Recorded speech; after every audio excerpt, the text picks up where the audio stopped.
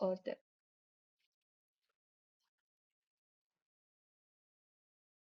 Injuries.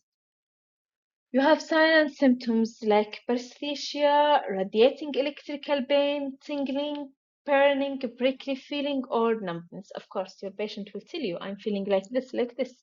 What you will do, immediately stop your insertion procedure, okay, and remove the catheter. Inform the physicians about the signs and symptoms and perform the neurovascular assessment as needed. So we have the 5P. 5P, you will assess for the pain, pulse, failure, paresthesia, and the paralysis. Okay, so nerve injuries, it's occur during insertion, the cannulation.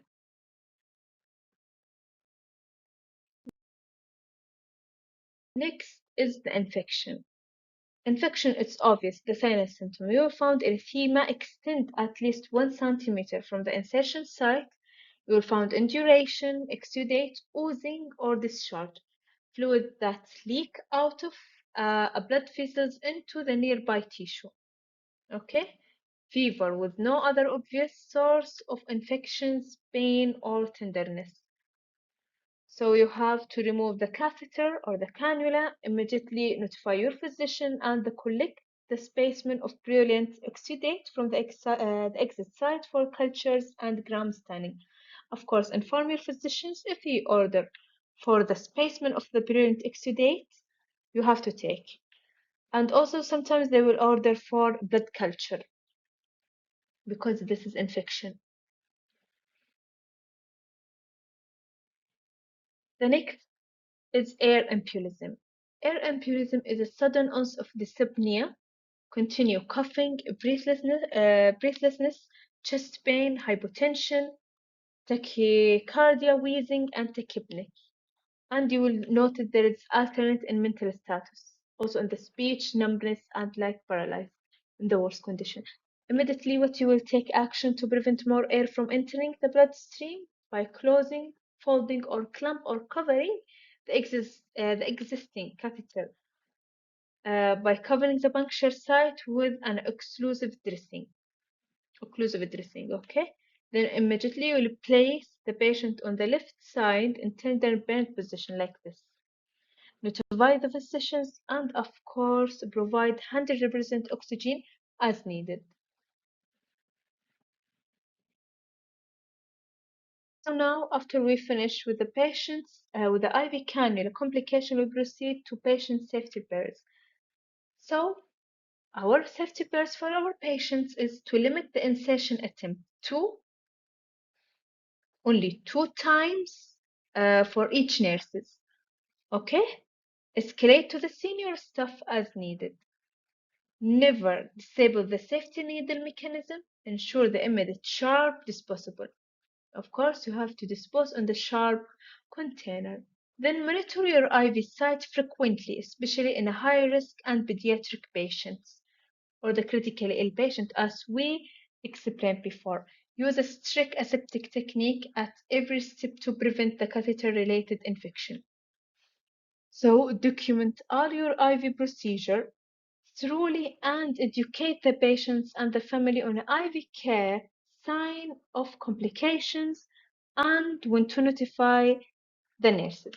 Okay, so again and again, the most important is to educate your patients or the patient's family.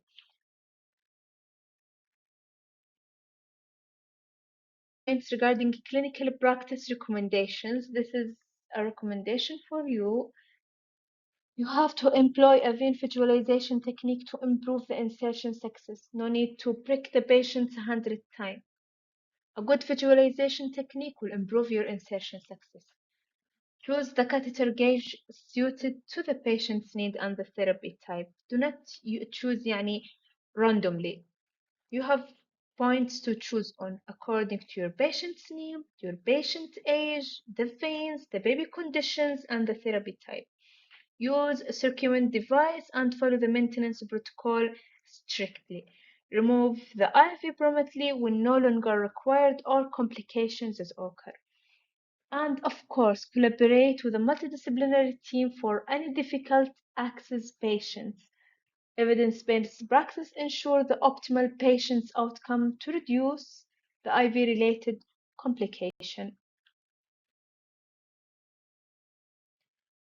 At the end, the summary and the key to take away a constant review of essential principles for safe and effective peripheral IV access in nursing practice. Like we explained, the vein anatomy knowledge guides safe catheter insertions on the site selection. Careful site selection, visualization technique, and the proper gauge choice will improve your success. Recognizing and promptly managing local and systematic complications with the correct intervention. The last, tailor care or more attention for pediatric and elderly adults. Uphold the maintenance, documentations, and safety standards. I will just do quick review regarding the complication. This is a pictures of infections, how it will look like, hematoma, and air embolism, as we explained before. Phlebitis, you can see the redness, infiltration, full swelling, extravasation, full of blistering. Also, this card is like a summary for the whole lecture. Like I add here the vein assessment and the site selection. I cannot zoom this one, I don't know, but I will explain like in a brief. The vein assessment site selection, as we say, the peripheral veins, cephalic, basilic, and the median cubital vein. Why? Because straight, soft, spongy, resilient, and easy to pilable. What to avoid? To avoid the fistula arm, post mastectomy arm, scarred or edematous skin, or the area filled with tattoos, area below the previous venipunctures, and the curved venous. For the steps, as we explained in the video, you have to verify the order, hand hygiene, apply tourniquet, skin antiseptic, allow it to dry, then you will insert your cath from 10 to 15 angel, observe for the blood returns, and advance the catheter, flush with a normal saline only, secure and dress this side, document the procedure. What you're going to document? Date and time, the site, the gauge, a number of attempts, patient tolerance, and the dressing type. The third thing we explained regarding the catheter gauge selection, which is written already here, like we have the seven size and it's depend on the patient condition, depend on the therapy type you're gonna use.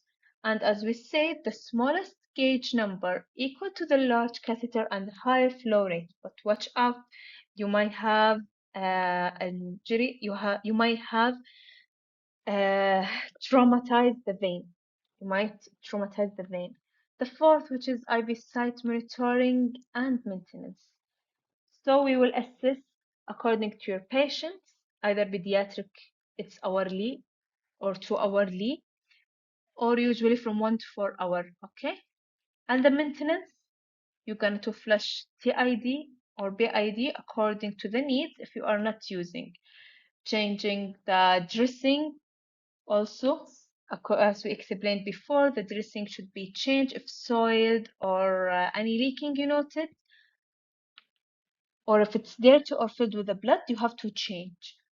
Then you have to disinfect the catheter hub before access and avoid to place the baby cuff on the IV arm, protect from the water or during showering to be swabbed.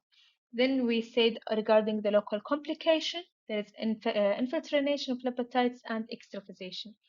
And there is systemical complications like air embolism and the Krebs.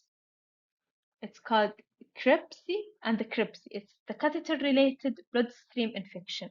As we said, the infection, but here we call Krebsy, which is fever, chilling, and sepsis. Also the pulmonary edema. Immediate action, as we said, you have to stop your infusion, notify the physicians, monitor the patients, and document the report. The seven we add is the pediatric concentration.